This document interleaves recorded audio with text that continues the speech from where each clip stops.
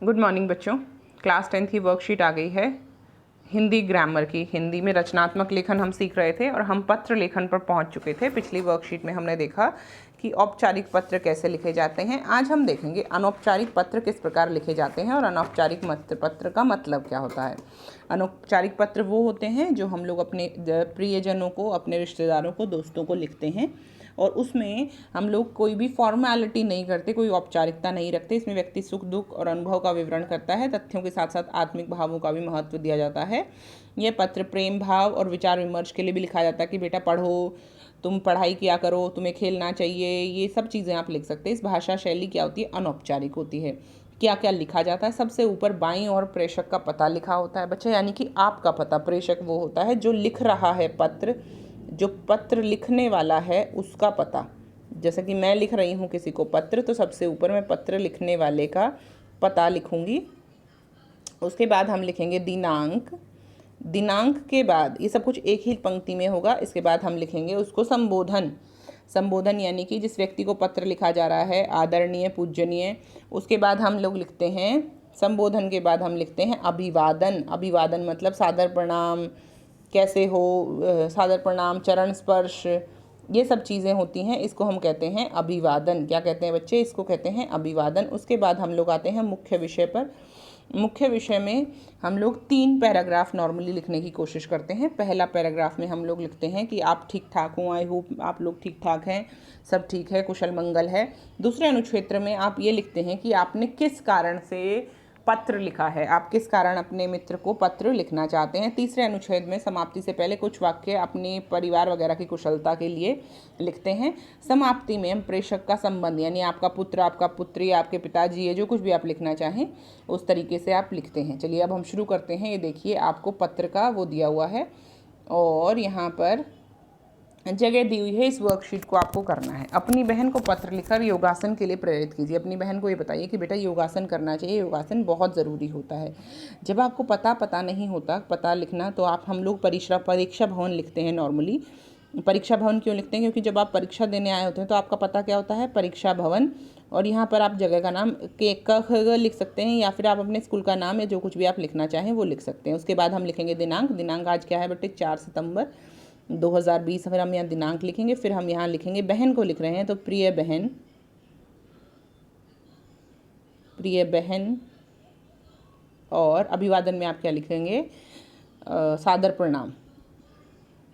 सादर प्रणाम या प्रणाम या हेलो, जो कुछ भी आप लिखना चाहें, ठीक है। उसके बाद यहाँ मैं कुशल हूँ, आशा करता हूँ तुम भी कुशलता से होगी।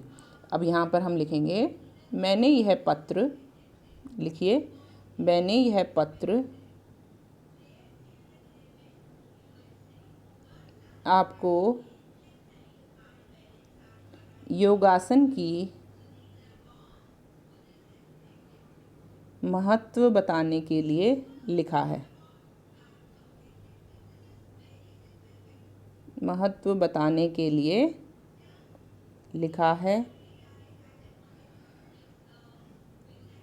लिखा है। ठीक है बच्चे, इसको मैं लिखवाती हूँ अभी। उसके बाद हम लिखेंगे मेरी तरफ से बड़ों को प्रणाम, छोटों को आशीर्वाद और प्यार। और यहाँ पर लिखेंगे समाप्ति। आपका, समाप्ति में हम लिखेंगे आपका भाई,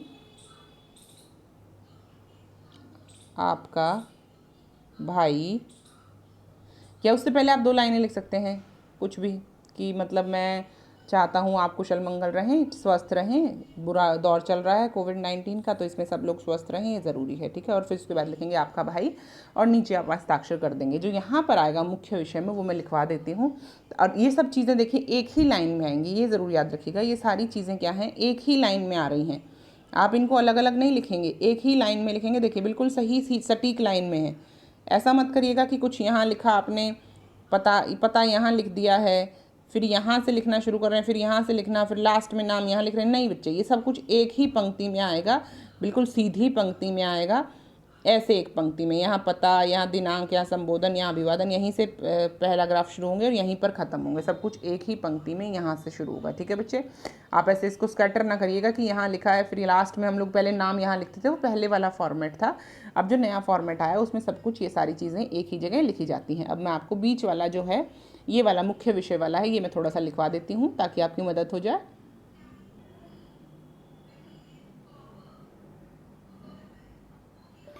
मेरा यह पत्र लिखने का मुख्य कारण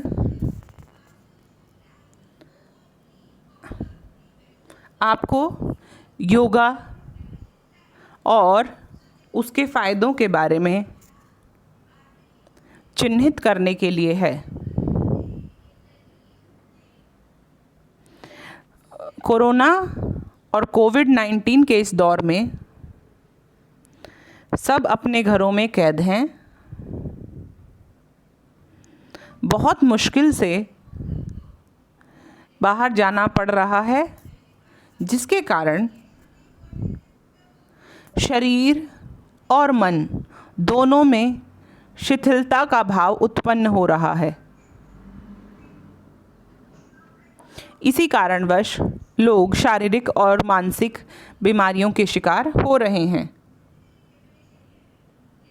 परंतु मैंने पिछले कुछ दिनों से योगासन और ध्यान लगाने की प्रक्रिया शुरू की है,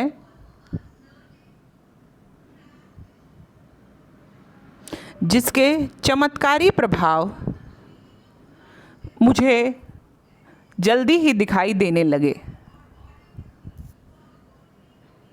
मैं अब पूरा दिन चुस्त और खुश रहता हूँ।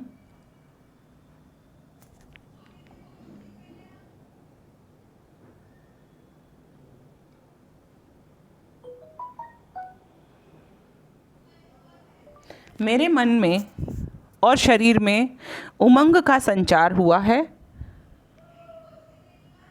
अब मुझे खुद पर और दिन भर के कामों में ज़्यादा मन लगाने का मन होता है।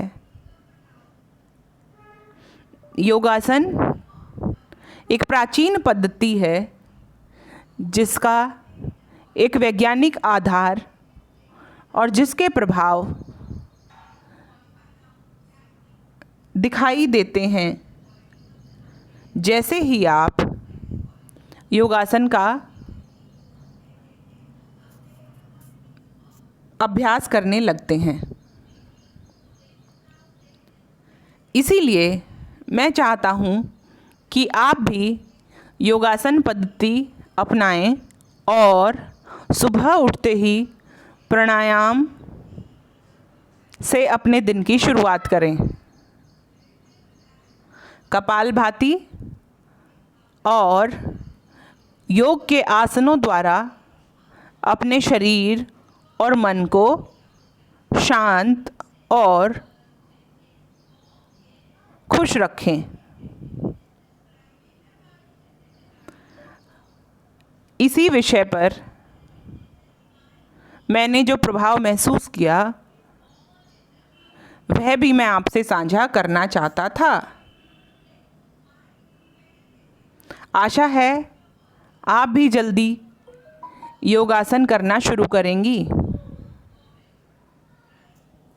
ठीक है बच्चे, ये हो गया क्लियर, ये बीच वाला। और नीचे हमने क्या लिखना है, फिर नीचे लिखना है बड़ों को प्यार, छोटों को आशीर्वाद और आपको योगासन के लिए ढेरों शुभकामनाएं। योगासन से आपकी ज़िंदगी में क्या प्रभाव पड़ा, लिखकर मुझे ज़रूर बताइएगा। आपका छोटा भाई। आप यहाँ बच्चे अनुज भी लिख सकते हैं। आपका अनुज। अनुज क्या होता है बच्चे? अनुज होता है छोटा भाई। और यहाँ पर आप अपना नाम अबस। ठीक है बच्चे, क्लियर हो गया आपको कैसे लिखना है पत्र? आई होप ये वर्कशीट आपको समझ में आई है, और अनौपचारिक पत्र कैसे लिखते हैं ये भी आपको समझ में आया। एक बार वर्कशीट पे चलते हैं और कुछ रह गया हो तो वो देख लेते हैं।